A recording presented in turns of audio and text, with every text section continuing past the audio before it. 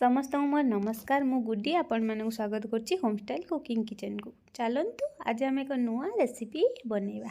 से मु कोबी को काटी हलदी पानी रे पकई नहीं तेल को गरम होगा छाड़ देछि। से आम कोबी को पकईदेले एबे आम कौन करवा ना सब कोबी को कड़ाई रे पकईदेला ता देहरे किछि हलदी आ लुण को स्वाद अनुसार लुण ऐड करदेबा। लुण ऐड करके गोलैदेबा भल भाव गोलैकी आमे ताको किछि समय पाई सिझिबाकू अल्प आमर लो फ्लेम रे गैस को रखिकी ताको घोड़ेकी किछि समय सिझिबाकू आमे छाड़ीदेबा। बर्तमान आमे गोटे घोड़ेदेबा घोड़े देकी ताको किछि समय सिझिबाकू छाड़ीदेबा। सिझी गला परे किछि समय गला परे 5-10 मिनिट परे आमे थाली को काढ़ीदेबा। काढ़ीकी ताको देखिबा केते बाट आमर सिझा गला।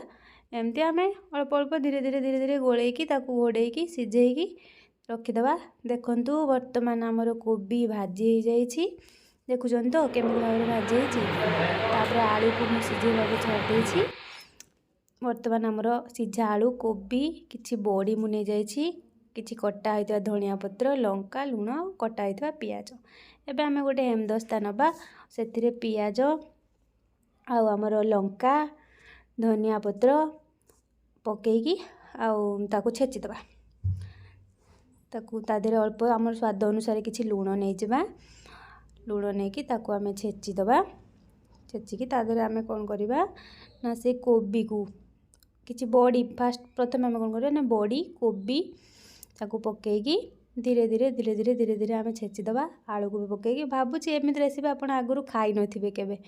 देखंतु छेचिला परे तार केते सुंदर लुक्स आसी जाइछि। वर्तमान हमर खाइबा पई रेडी हो जाइछि। एबे जल्दी जल्दी बनै घरे खाइ दियंतु। मु रहिली जय जगन्नाथ।